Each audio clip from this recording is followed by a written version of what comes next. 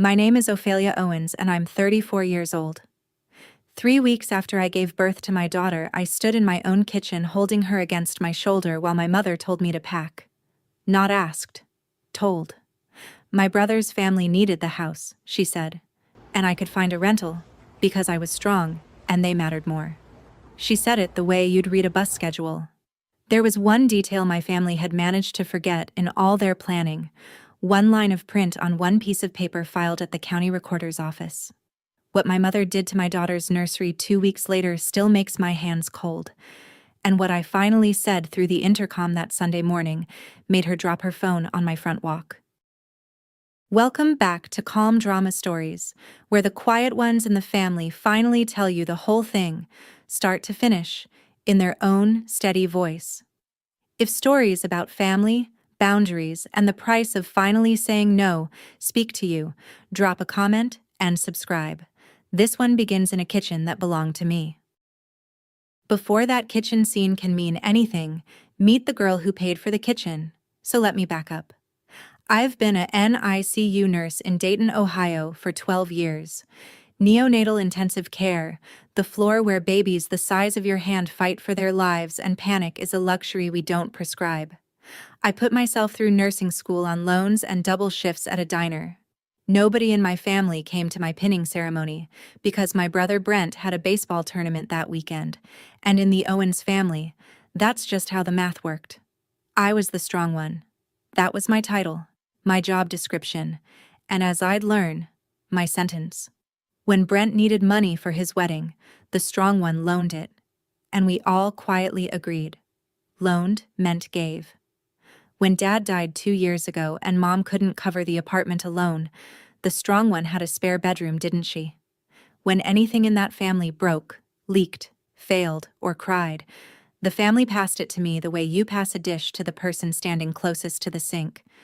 And here's the confession that matters, the one this whole story turns on. I liked it.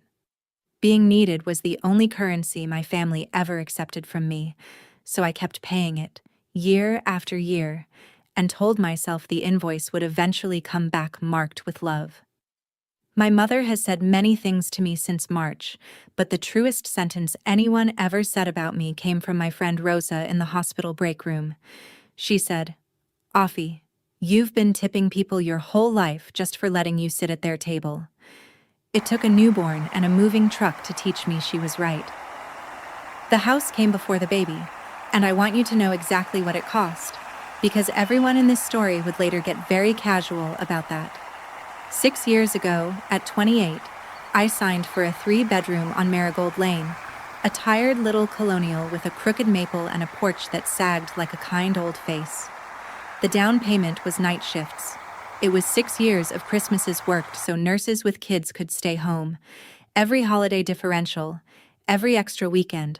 A spreadsheet I kept like a prayer. My name went on the deed. My name went on the mortgage. And the first night I slept there, I lay on the floor of the empty living room because I had a house before I had a couch, and I felt something I'd never once felt at any Owens family table. Landed. Mine. My neighbor Miss D, 70 years old and sharp as a tack, brought over cornbread the second morning and said, "A woman who buys her own house learns who she is. Honey. Usually the hard way." I laughed. I didn't know she was reading me my future. 2 years ago when Dad died, Mom moved into the downstairs bedroom and I never charged her a dime, never wanted to. But somewhere in those 2 years, a quiet renaming happened. At church, to her sisters, on the phone with Aunt Ruth, my house became the family house. Not Ophelia's house, the family house, as if it had been carried down a bloodline instead of carried out of my paychecks one exhausted night at a time. I noticed it. I even corrected it once or twice, gently, and got the little laugh, the wave of the hand. "You're so touchy about paperwork, Ofelia." Remember that phrase. My daughter Nora arrived on the 3rd of March, 3 weeks early, in a hurry, the way the best people often are. Her father and I had ended things back in my 5th month, quietly and for good, and I won't spend this story on him. He simply chose not to be in it. So it was me in the delivery room, and Rosa holding my hand, And then it was me and a 6-pound girl with her grandmother's stubborn chin, and I have never in my life been so terrified and so certain at the same time. Here's what people don't tell you about being an NICU nurse who becomes a mother. You know too much. You count breaths for fun, and you heal the same as everybody else, which is to say, slowly, bleeding, one-handed, on no sleep. I want to be fair about those first weeks. My mother helped. She cooked. She did laundry. She held Nora so I could shower. But help in Carol Owens's hands was never free. It was scaffolding, and scaffolding goes up around a thing so it can be worked on. She had opinions about formula, about the thermostat, about the nursery I'd painted the color of a June sky. I had learned years before how to hold a boundary with her. I'd had to. When she offered to manage my checking account after Nora came, I said no, warmly, twice. When she reorganized my kitchen, I put it back without a word. Small stuff, I told myself. Grief and grandbabies make people busy. Then, on a Tuesday morning in late March, my brother lost his house across town to the bank, and by that same afternoon, my mother had decided, without asking one question, whose house would fix it. She told me in my kitchen, which I keep saying on purpose, because she stood in it like it was hers. I was 3 weeks postpartum in a nursing tank and a robe, Nora asleep against my shoulder, warm as a loaf of bread. Mom set down her coffee, folded her hands, and made an announcement. Brent, Kayla, and the kids would be moving in the first week of May, as soon as the bank closed on their house. The children would take the upstairs rooms, meaning my room and the nursery. Brent and Kayla would need the downstairs.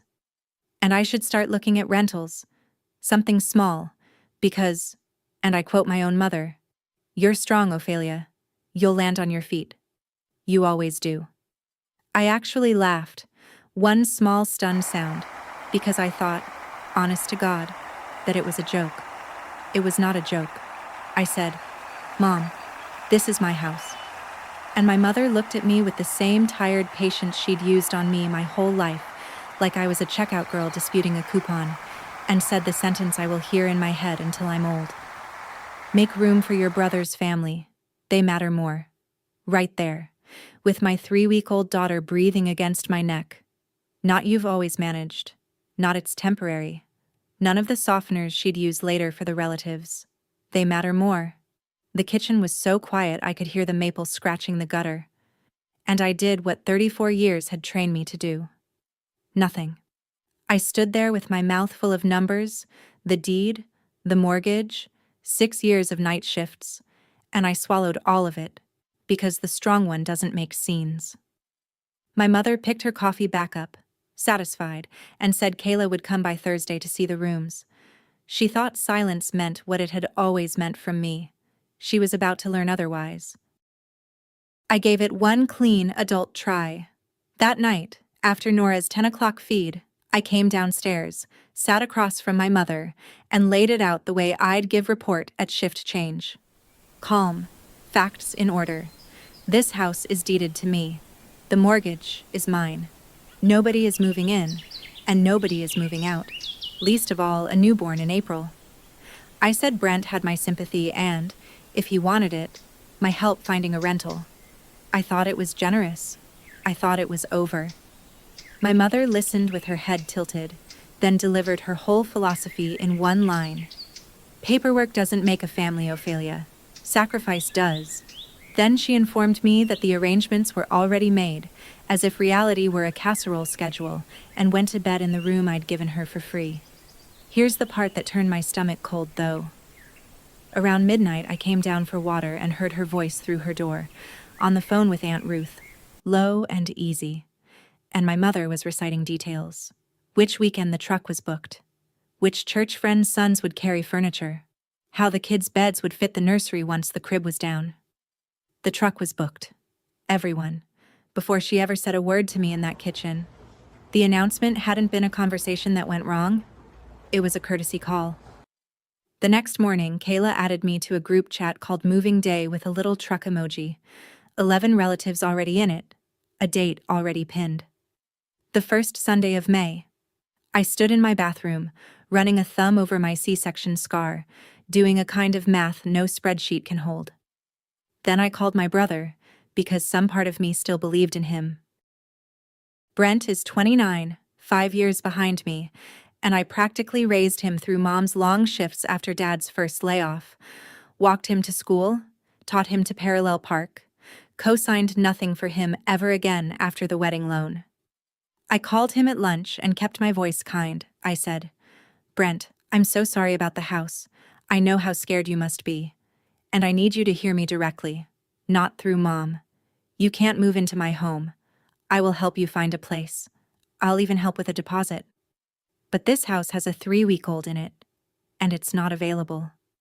There was a long pause, and in it I could hear Kayla's television in the background, and then my little brother said, in a voice I barely knew, "Mom already promised us fee. The kids are excited about the yard."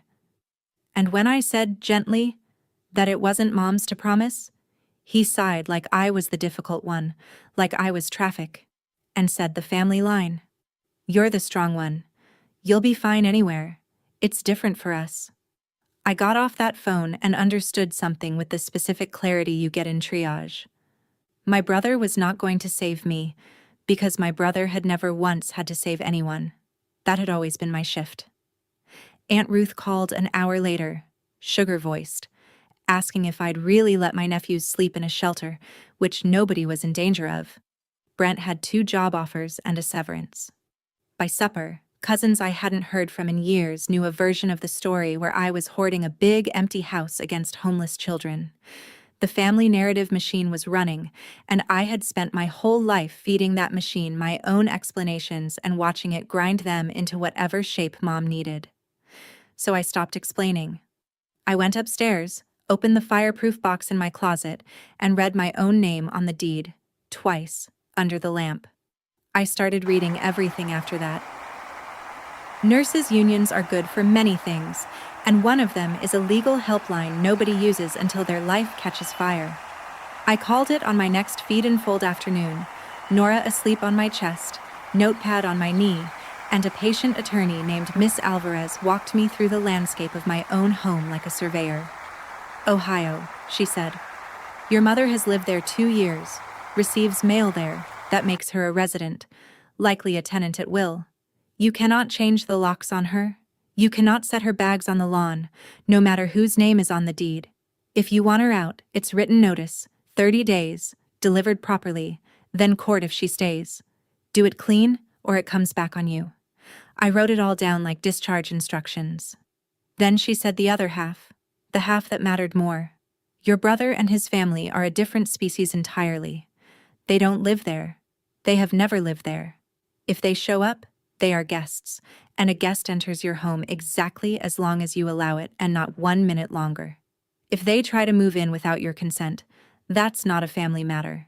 That's trespass, and you can stand behind your locked door and call the non-emergency line with a clear conscience." I thanked her and sat for a while in the quiet, Nora's breath ticking against me like a small clock. My family had a truck, a group chat, 11 relatives, and a story where they were owed my home. I had a piece of paper and a process. Miss Alvarez had said one more thing before she hung up. "Your mother has rights, and so do you, hun.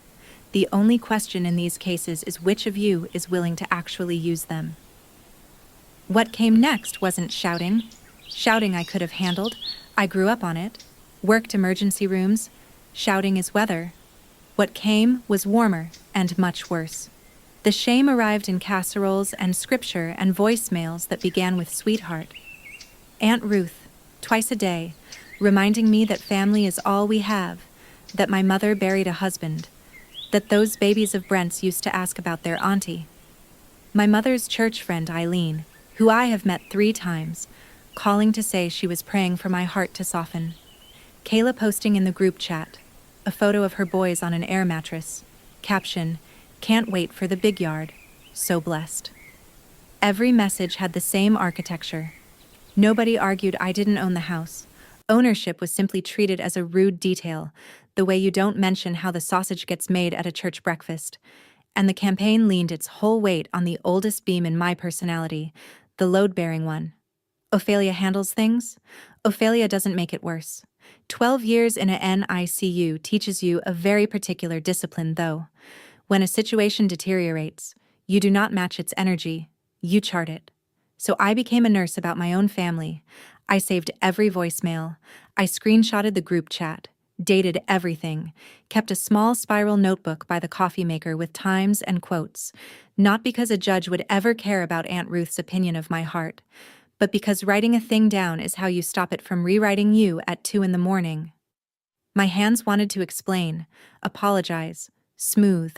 Instead, they documented. The strong one was still working the case, but for the first time in her life, the patient was herself. The Thursday visit told me how far ahead of me they already were. Kayla came to see the rooms, which I permitted, 10 civil minutes, because some part of me was still performing reasonable for the committee. She walked my upstairs with her phone out, taking photos of my bedroom, of the nursery, narrating closet space to Brent on speaker. At the door, leaving, she jingled her keys at me, little friendly wave, and on her ring, between a gym fob and a grocery tag, sat a brass key I recognized the way you recognize your own handwriting. My front door key. I asked, evenly, where she'd gotten it. Oh, Mom Carol had copies made weeks ago, she said, breezy as a forecast. For convenience. You know, for the transition. Weeks ago, I stood in my doorway doing quiet arithmetic while she drove off. Weeks ago was before the foreclosure was even final, which meant the plan predated the emergency, which meant the emergency was the excuse, not the cause. That night, the group chat buzzed on, and a message meant for a sister-in-law landed in the main thread by mistake. Kayla, to everyone, with a laughing emoji. Brent measured the little blue room last Tuesday. Crib won't fit both boys. It'll have to come down anyway. Last Tuesday. My brother had been inside my house with a tape measure in my daughter's nursery while I was at her pediatrician appointment, and my mother had let him in with a smile and never said a word to me. I looked at the brass key hook by my own door, at the neat row of spares I'd hung there like a trusting fool, and I felt the house shift around me. Not mine, apparently. Occupied. The only question left was the date. I tried my mother one more time, and I tried it honestly. Sunday evening, Nora asleep, the two of us at the kitchen table with tea, the same table where she'd made her announcement. I asked her the question I'd been swallowing since I was 9 years old. Mom, when I was putting myself through school on diner shifts, where were you? When Dad died and I took you in, who else offered? I've been strong my whole life because there was never anyone standing behind me. So why is it that being strong only ever means I get less? My mother looked at me for a long moment, and I watched something move behind her eyes, something old, and for 1 second I thought we might actually meet each other. Then it closed. You're the strong one, she said, like it was tender, like it was a compliment being wasted on an ungrateful child. Brent isn't built like you. He needs the ground held for him. You never did. There it was. The family religion, recited in my own kitchen. The strong one needs nothing. The strong one is a resource, not a relative. She reached across and patted my hand, and said something that would only make sense to me later, at the door, with a box in her arms. My mother said, "You think I don't know what it costs. I know better than you ever will." I didn't understand her yet. I was too tired, too sore, too busy being furious in my quiet way. But hold on to that sentence, the way I held on to it, because in a few weeks she would open it up for me like a locket, and inside it would be a farm in Preble County and a girl I never met. Then the practical squeeze began, because shame alone wasn't closing the deal. My maternity leave had 5 weeks left on it, half paid. The mortgage didn't care. My emergency fund had survived the birth, but not by much. Single moms don't get to have a hospital bill. And my mother, who had been holding Nora every morning so I could sleep 1 merciful extra hour, suddenly got very busy. She had church, she had Ruth, she had a headache. If I needed so much help, she observed, standing in my kitchen in her coat. Maybe I shouldn't be so eager to empty the house of family. There it was, the net being pulled up, slowly, so I could watch. She wasn't just declining to help, she was pricing it. Childcare, casseroles, a grandmother's arms at 3 a.m, all of it available again the moment I surrendered the keys. I want to be honest with you, because this is the part nobody says out loud. It almost worked. I was 6 weeks postpartum, underslept in a way that feels like being underwater, doing daycare math against a nurse's salary, and there was a version of the surrender that I could dress up as love. Family under one roof, cousins for Nora, my mother's hands back. All it would cost was everything I'd built and the last of whatever I was. What held the line wasn't courage, I'll tell you exactly what it was. It was Rosa, who started showing up Tuesdays and Fridays with groceries and no commentary, and Miss D, who took to sitting on her porch facing my driveway like a small knitting lighthouse. 2 women, neither of them blood, holding more of my weight than my entire family. I noticed who was actually carrying me. I wrote that down too. Nora's 6-week checkup fell on a Thursday morning. Perfect weight, strong lungs. The pediatrician called her a linebacker in a onesie, and for 1 full hour I was just a proud mother in a paper-curtained room. No group chat, no casseroles, no keys. We got home early, a little after 11. The garage door was open. My mother's car was in the drive, and Kayla's SUV was behind it, and I walked into my garage carrying my daughter in her car seat and stopped like I'd hit glass. My daughter's crib was in the garage, taken down, disassembled into white rails and slats, stacked neat as lumber against the paint cans. The mattress leaned beside it with the fitted sheet, clouds and little yellow moons still on it. Her mobile, the felt stars I'd hung while 9 months pregnant and crying at nothing, coiled in a hardware store bag on top. Inside, upstairs, I could hear my mother's voice in the blue room, bright and hostessy, telling Kayla where the boys' bunk beds would go once the wall had a fresh coat, something less babyish. They hadn't waited for the first of the month. They hadn't waited for me. My mother had taken apart my sleeping daughter's bed, in the house I owned, while I sat in a pediatrician's office being told my girl was thriving. I did not go upstairs. I stood in the cool of the garage, one hand on the car seat handle, and I put my other hand flat on the crib rail. White paint I had sanded myself in August, and the strangest calm came down over me, the triage calm, the one that arrives when the monitors go bad and there is no more room for feelings, only for the next correct action. I looked down at Nora, asleep, lashes like commas, and I whispered it, for the first time, just to her. This is my house. Here's what I did not do, and 12 years of night shifts get the credit. I did not scream. I did not carry the crib rails inside and make a scene for Kayla's phone camera, which, believe me, was hungry for one. A clip of unstable Ofelia would have fed that group chat for a year. I carried my daughter inside, past the blue room where my mother was mid-sentence about paint, and I said, pleasantly, "There's coffee in the pot," and went to my room and closed the door. And in that room, with Nora on my chest, I finally did the thing the strong one had never been allowed to do. I triaged my own family. Black tag, red tag, green tag. Who can be saved? Who is beyond it? Who is walking wounded? My brother, red tag, salvageable maybe, someday, in a different room of his life, but not by me, and not today. Aunt Ruth and the chorus, black tag gone. You don't spend compressions on people who were never breathing for you. And my mother, who I had loved with the specific desperate love of a daughter still auditioning at 34. I sat there a long time on that one. Then I looked at my sleeping daughter, 6 weeks old, who would one day be somebody's the strong one if I didn't break this thing, this heirloom, this rule the Owens women kept passing down the line like a christening gown soaked in something. And I tagged the audition, not the woman. The audition was over. I picked up my phone, and I did not text the group chat. I texted the locksmith whose magnet had been on my fridge for 6 years, and Miss Alvarez's extension, and Rosa. 3 messages, short ones, the kind you send when the plan is already whole. Let me stop here and ask you something, one tired woman to another. If you've ever been the strong one in your family, The one who handles it. Tell me in the comments what it cost you, because I know I'm not the only one. And if this story is hitting somewhere real, subscribe and stay with me. The truck is coming. I made one final offer in writing because I wanted the record to show who tried. I texted Brent and copied Mom, calm as a discharge summary. I've found 3 rentals within 2 miles of the boys' school.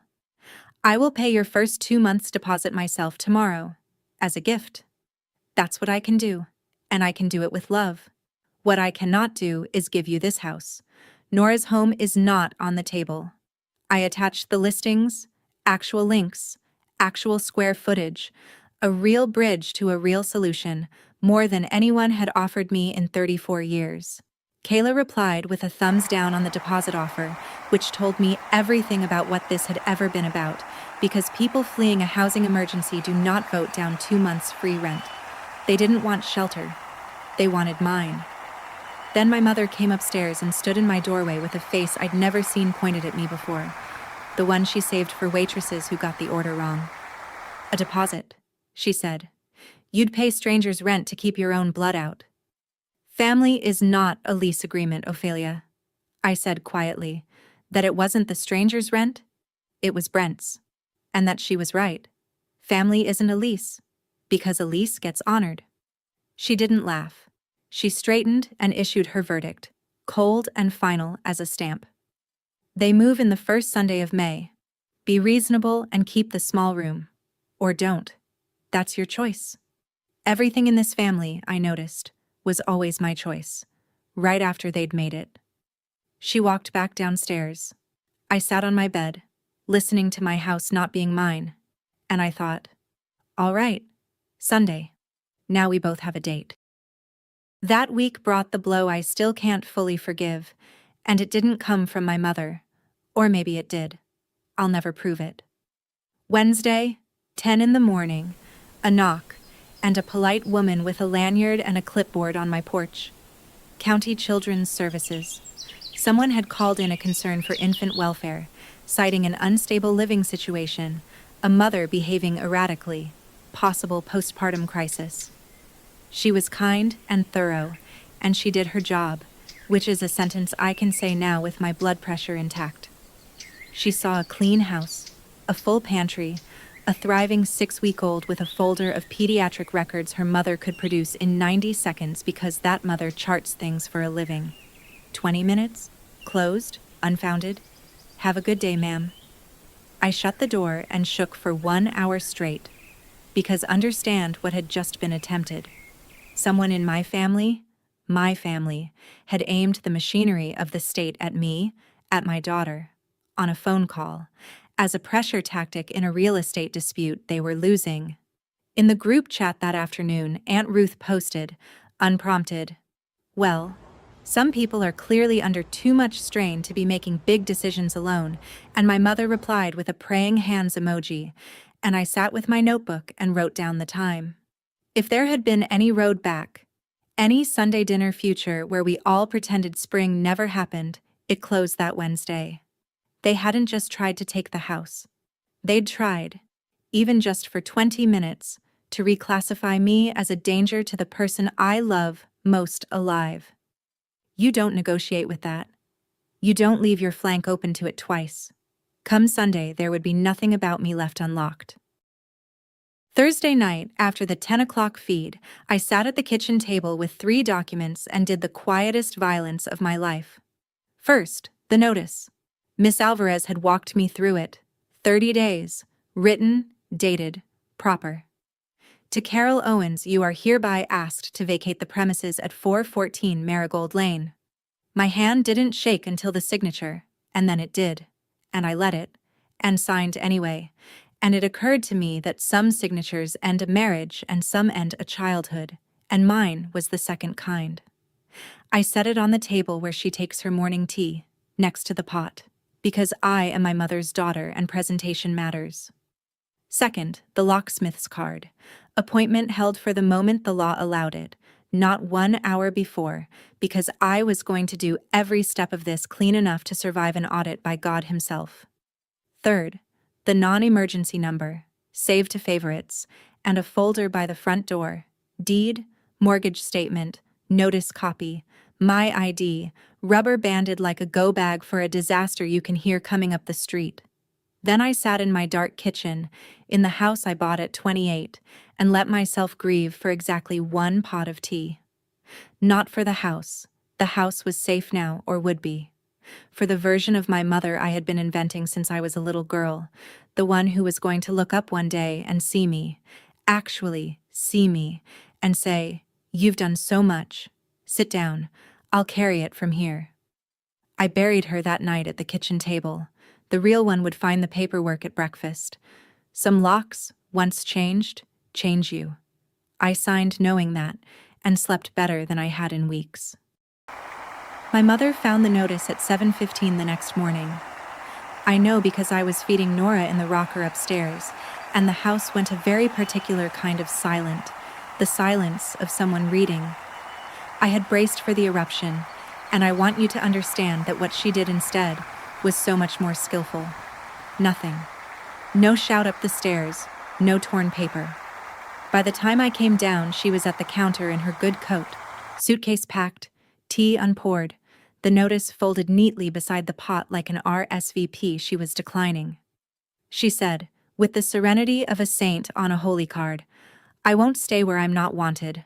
I'll be at Ruth's. When you come to your senses, you know the number."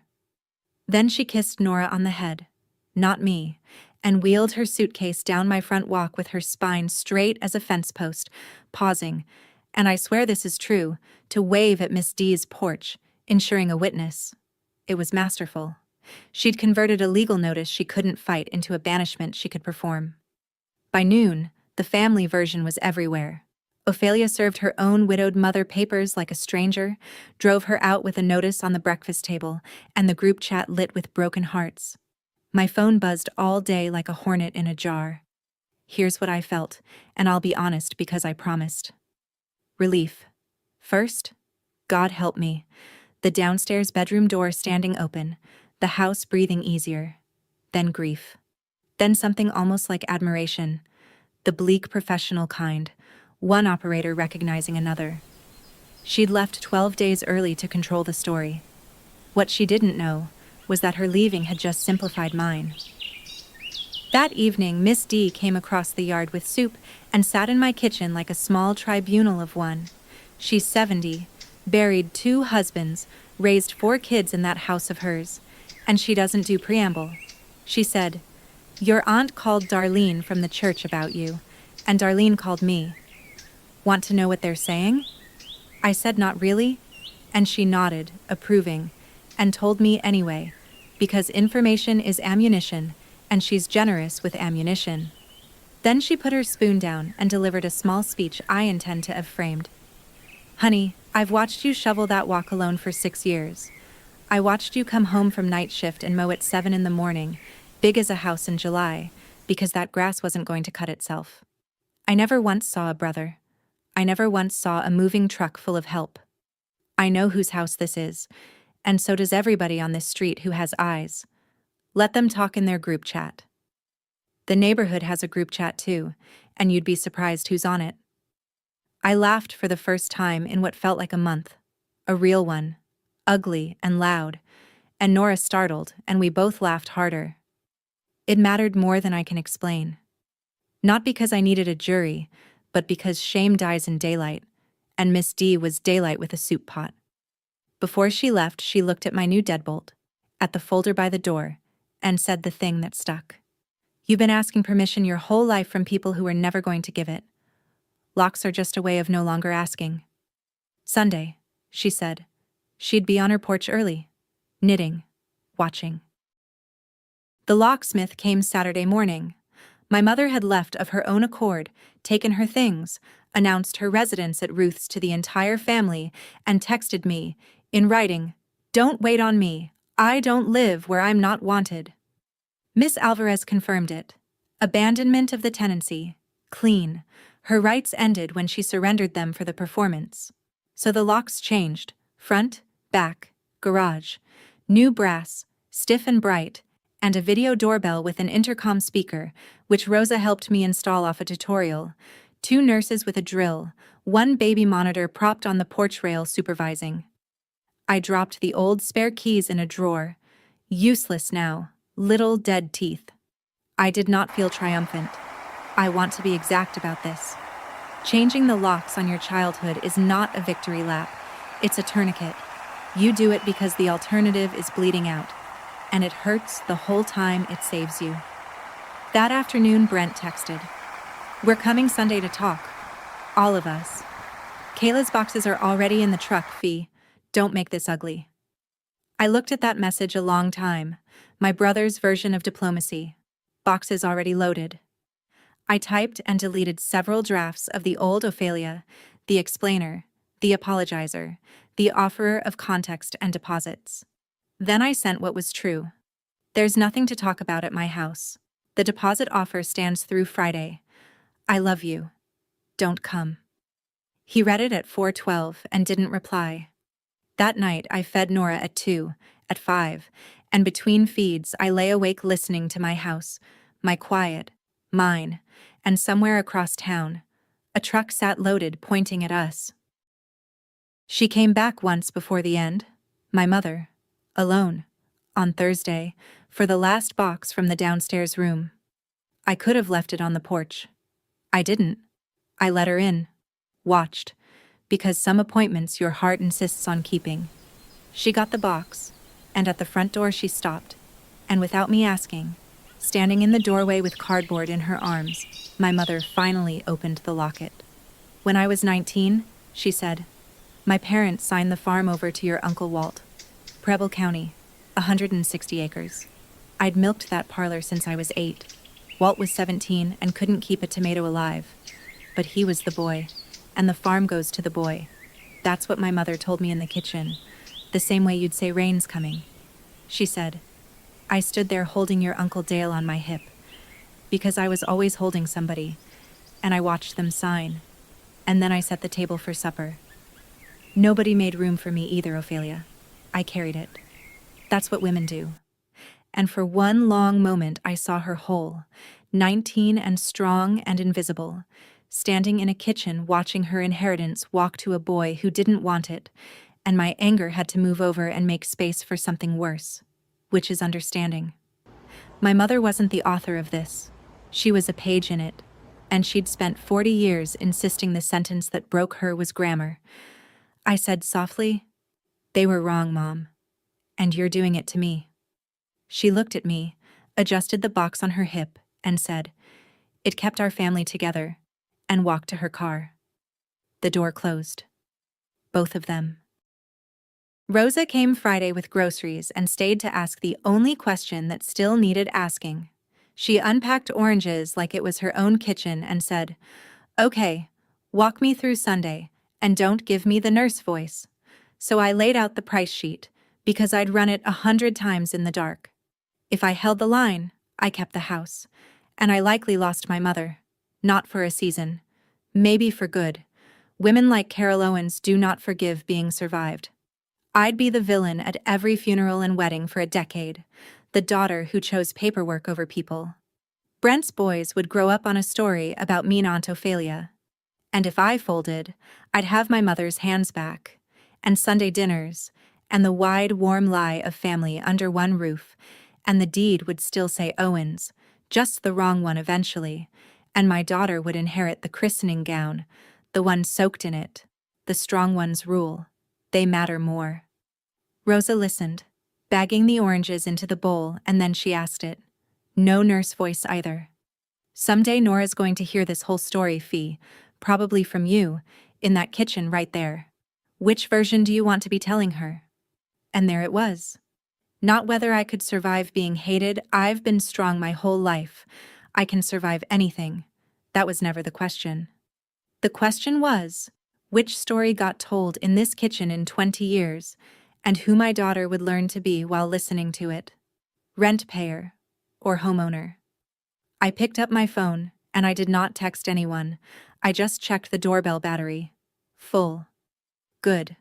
Some prayers are just logistics, said, kneeling. Before Sunday comes, I want your honest answer, not the polite one.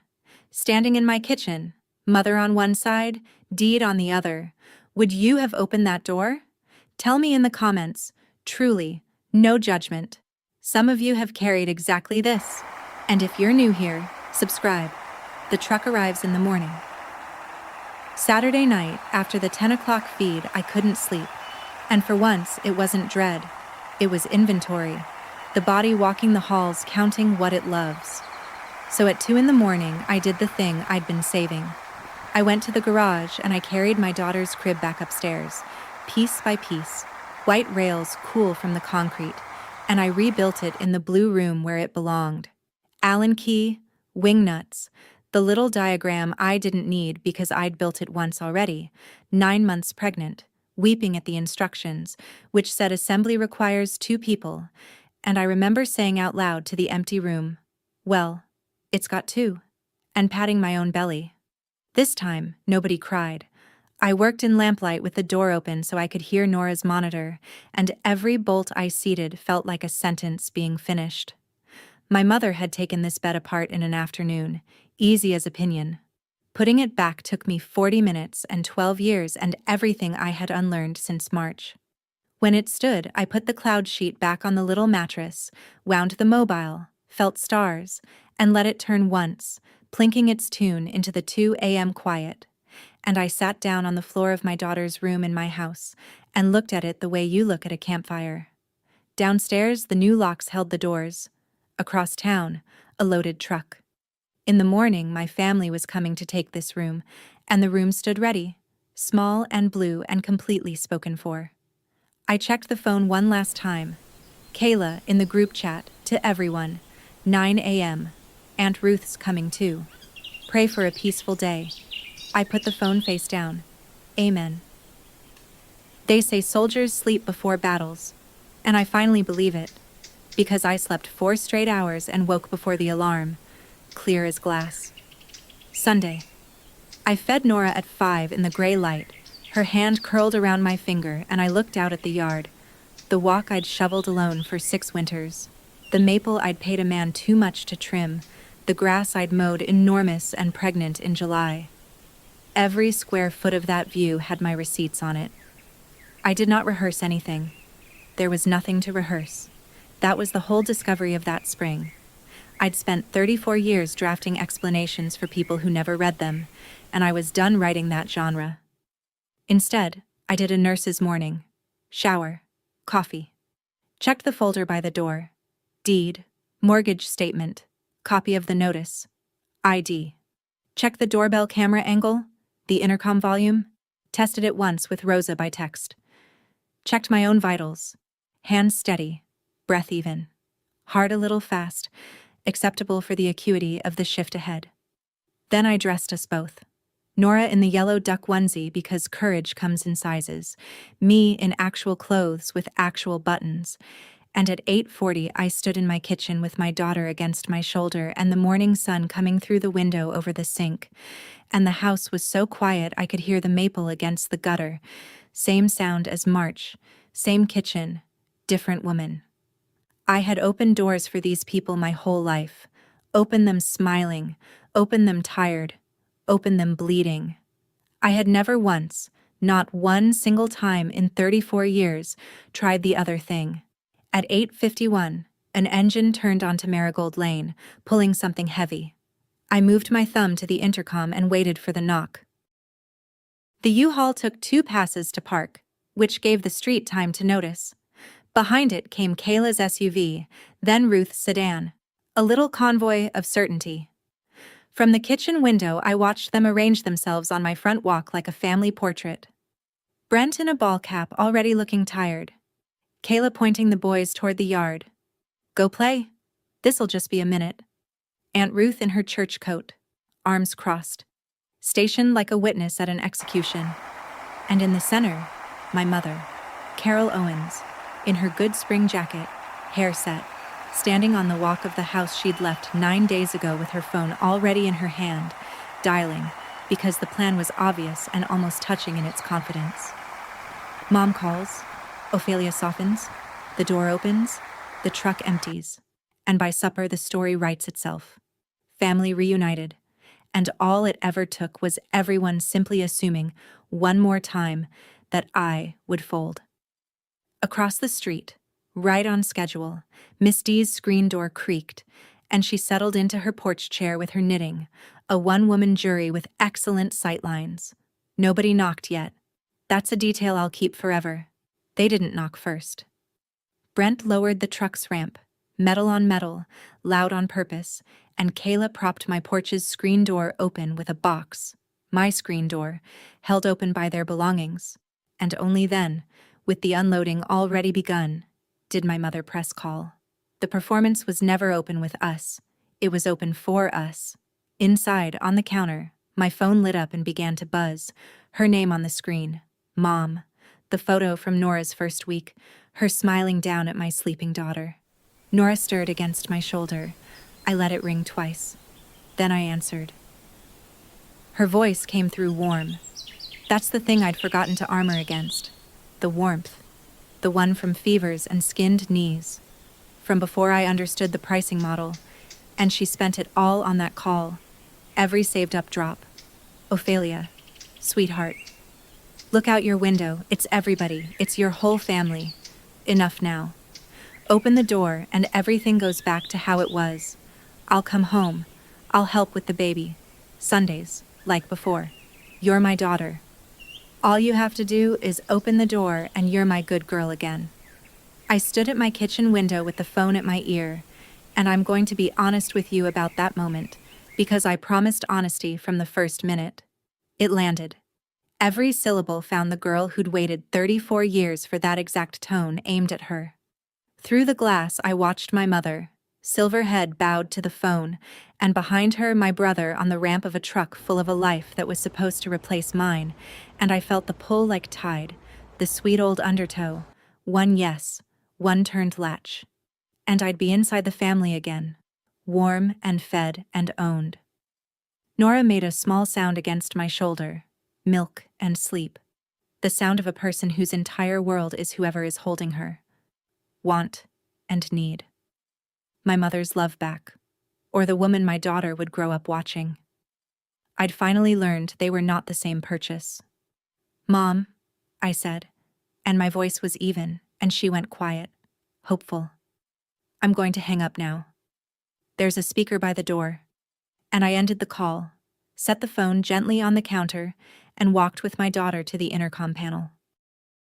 Through the doorbell camera, the fisheye showed them all, my mother closest, phone still raised, staring at it, Brent halfway up the walk with a box labeled Boys' Room in Kayla's handwriting, Ruth's chin lifted for the confrontation she'd dressed for. I stood in my front hall, Nora against my shoulder, thumb over the button, and it's true what they say about clarity. It doesn't feel like lightning. It feels like a room finally at its right temperature.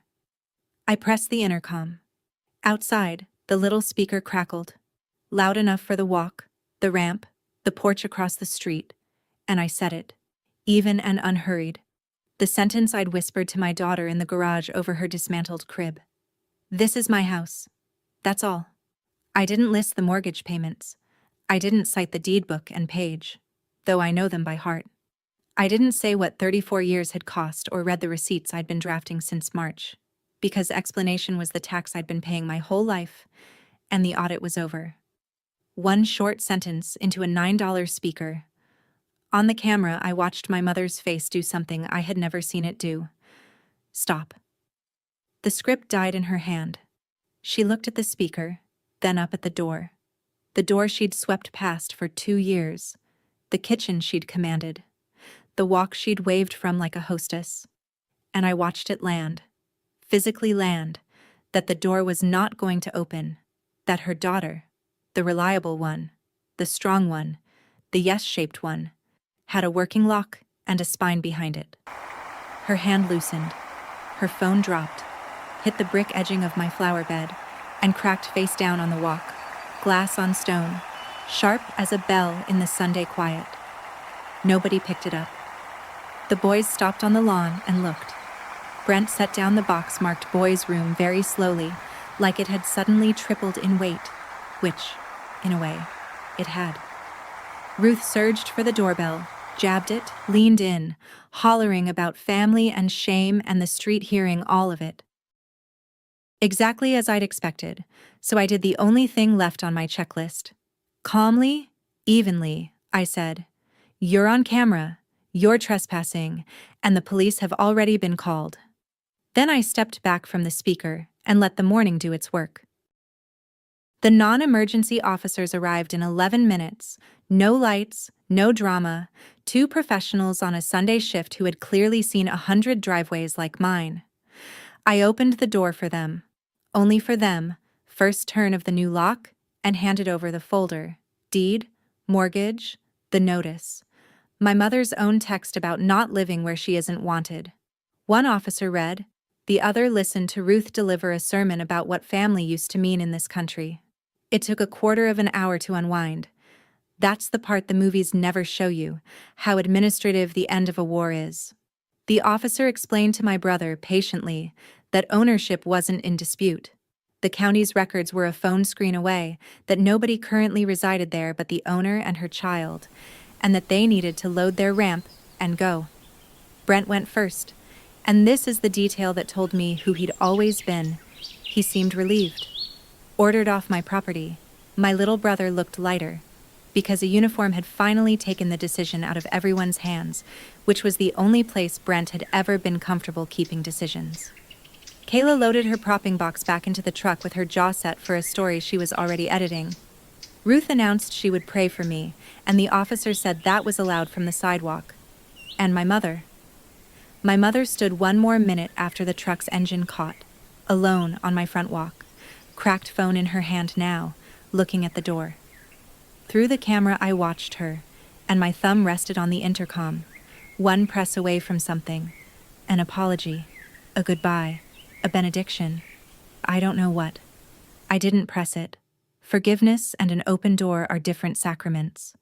She got in Ruth's sedan, and the street emptied, and it was over. When the last engine faded off Marigold Lane, I unlocked my door and stepped out onto my own porch with my daughter, into the ridiculous, ordinary sunshine, and the neighborhood was pretending very hard not to have watched, curtains resettling, a lawnmower starting somewhere out of respect. On the walk, in the flower bed brick, a small spray of phone glass glittered like the world's saddest confetti. I'd sweep it up later. Mine to sweep, like everything else on that walk. And for the first time, the thought arrived without any bitterness attached. Just fact. Warm as the railing under my hand. Across the street, Miss D lowered her knitting, looked at me over her glasses for a long moment, and lifted her coffee mug about an inch, the way you'd toast a ship coming into harbor. No fuss. All meaning. "Coffee's on," she called, "whenever you two are ready." And that's when I cried.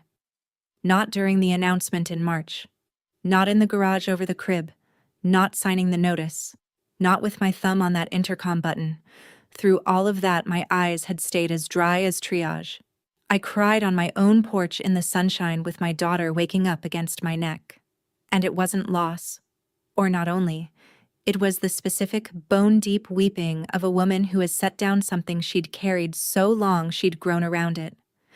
The strong one, it turns out, was never the one who carried everything. She was the one who finally learned what to put down. I wiped my face, kissed my daughter's head, and we went across the street for coffee. 6 weeks later, the dust had chosen its patterns. Brent and Kayla took an apartment 2 miles from the boys' school, one of the exact listings I'd sent, and my 2 months' deposit went through on a payment app, accepted within the hour. No thank you attached. I didn't need one. The accepting was the sentence. My mother stayed at Ruth's a while, then moved in with Brent and Kayla, and by August I was hearing, through the cousins who quietly kept speaking to me, that she had opinions about Kayla's kitchen organization and the boys' bedtimes, and whose name was on that lease. And I confess there are evenings I think about that arrangement. My mother and Kayla under one roof, both of them certain, and I have to put my tea down. The family split the way families do. Not in half. In fractions. Ruth's wing went silent toward me, which was quieter than I expected and easier than I feared. But an aunt I barely knew mailed a onesie. A cousin dropped a stroller on my porch with a note. No message, just, "This served us well." The quiet ones, voting the only way quiet people vote, by parcel. At work, I went back part-time, and Rosa's Tuesday-Friday grocery runs downgraded to Friday wine. And here is the accounting IOU plain. It cost what I said it would cost. My mother has not apologized. Women like her don't. The language isn't installed. I am the villain in a story being told at tables I'm no longer invited to, and some nights that still aches like weather in an old fracture. "You're the strong one," they always said, meaning, "You can take it," meaning, "We don't have to ask." They were half right. I could take it. Strong was never a reason to take things from someone, though. It was just their excuse, and I've retired it from my house. In September, a letter came, my mother's handwriting, the careful cursive of a woman taught penmanship by nuns. No apology in it. I'll save you the suspense. 2 pages about the weather at Brent's, about the boys, and 1 sentence at the end doing all the work. "Whatever you think of me, I am still your mother." I read it twice at the kitchen table, then put it in the box where I keep Nora's hospital bracelet, because both of those things are true at once, and neither one opens a door. I looked over at my daughter in her swing, fists boxing the mobile, mighty and 8 pounds, and I said out loud, to her, to the kitchen, to every Owens woman who ever set a table while her inheritance walked past her, she matters more. The door stays locked. The mail slot works fine. If you carry one thing out of my story, carry this. Love that has to be paid like rent will never buy you a home, so build the home first, on your own name, and then let in only the people who knock softly. I spent 34 years tipping my own family for the privilege of a chair, and the day I stopped paying, I found out the chair had been mine the whole time. Think of where this story lived. A crib disassembled in a garage, a brass key that stopped turning.